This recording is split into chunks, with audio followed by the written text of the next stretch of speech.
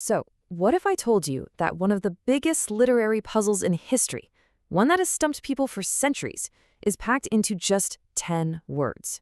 That's exactly what we're diving into today, a challenge from the Quran's shortest chapter, Surah Al-Kawthar. Yep, that's it. 10. Just 10 simple words. And for over 1,400 years, the challenge has basically been, go on, try and make something like this. It sounds almost laughably simple, right? I mean, how hard can 10 words possibly be? No, really, just take a second and think about that.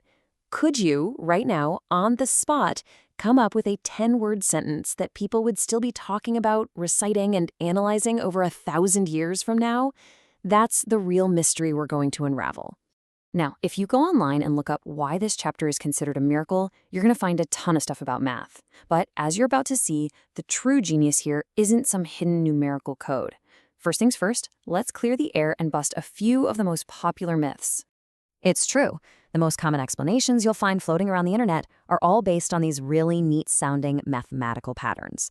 They're super catchy, they make for great social media posts, but do they actually hold water when you look closely?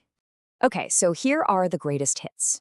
The claim is that every verse has exactly 10 unique letters, that they all end with the same letter, Ra, that Ra just happens to be the 10th letter of the alphabet. You see the pattern here, right? Everything conveniently points back to the number 10. It sounds pretty incredible on the surface, but let's zoom in a little. And this is where it all kind of falls apart. That 10 unique letters thing, well, it only works if you fudge the numbers a bit by pretending two different letters are actually the same. And the part about Ra being the 10th letter, that's true for the modern Arabic alphabet, but not for the one used at the time, where it was actually the 20th. So the bottom line is you have to force it. These patterns just don't hold up under pressure. So if it's not a math trick, what is it? Now this is where things get really cool. The true, untouchable miracle of these 10 words isn't about numbers at all. It's a work of linguistic art so powerful and so dense that it just blew everyone away. All right, let's get out the microscope and look at the language itself. We're going to break these 10 words down to see just how many layers of meaning and literary power are crammed into such a tiny, tiny package. First, you absolutely have to know the backstory. This wasn't written in some quiet study. It came down at a moment of incredible, raw, personal pain. The Prophet Muhammad had just lost his baby son, and to make things worse, his enemies were mocking him, calling him Al-Abtar, which means the one cut off, the one with no future, no legacy. These 10 words were a direct divine answer to that horrible insult. Let's just look at the first two words, Inna Atena. Inna isn't just indeed. It's like a stamp of absolute, undeniable truth. And the word forgiving, Atena, it doesn't mean we gave you, it means we have granted you. As in, it's yours now, permanently, you own it. And it's all said using the royal we, which immediately sets this majestic, powerful tone. And what was granted? Al-Kawthar, the abundance. But here's the brilliant part. Abundance of what? Money? Family? Knowledge? It never says. And by not putting it in a box, it means all of it. An overwhelming abundance of every good thing you can possibly imagine. It's a genius literary move. Then you get this beautiful phrase, lirabbika, to your Lord. Now, there are many names for God in Arabic, so why this one? Because the word Rabb isn't just a master. It's also a guardian, a protector, and most importantly, a nurturer. It's the one who tenderly cares for you. In a moment of deep grief, could you even imagine a more perfect, comforting choice of word? So that first verse, it's all about majestic power, right?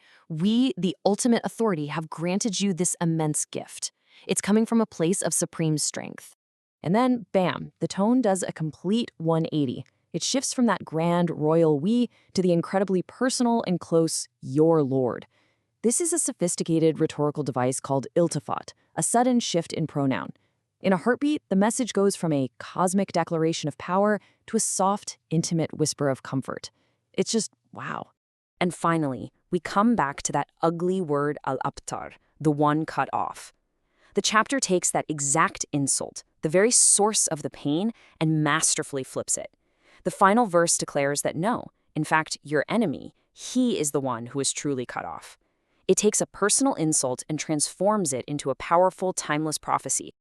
Okay, let's step back for a second. We've looked at the words, the context, the literary tricks, so now let's put it all together.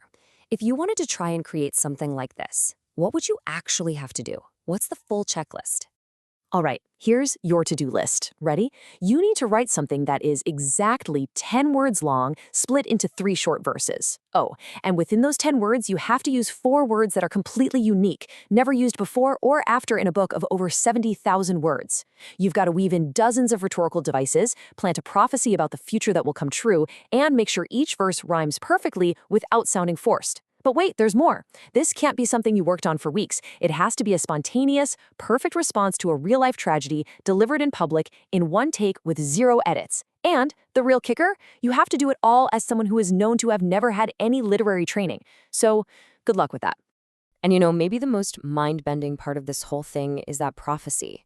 Because it wasn't just a nice poetic statement. It actually happened. Think about how bold this claim is. Your enemy is the one cut off. It's saying that the people mocking you, calling you a failure with no legacy, they're the ones who will be erased from history. That's a huge thing to predict. So let's just put this in perspective. When these words were spoken, the prophet's followers were a small, persecuted group. His enemies were the powerful, influential men of their time. Fast forward to today, and who even remembers those men? Their names are gone, their lineages forgotten. They are, quite literally, cut off. Meanwhile, the prophet's legacy is so vast that Muhammad is now the single most common name on the entire planet. The prophecy came true on a scale nobody could have possibly imagined. So that brings us all the way back to the beginning. Those neat little math tricks you see online, they're fun, but they're fragile. They fall apart pretty easily. But the linguistic brilliance, the deep emotional power, the perfect rhetoric, and that jaw-dropping fulfilled prophecy, well, that's still standing. So it leaves us with one last question to think about. What's the real miracle here? A clever but breakable math puzzle, or a timeless masterpiece of language that is echoed through history?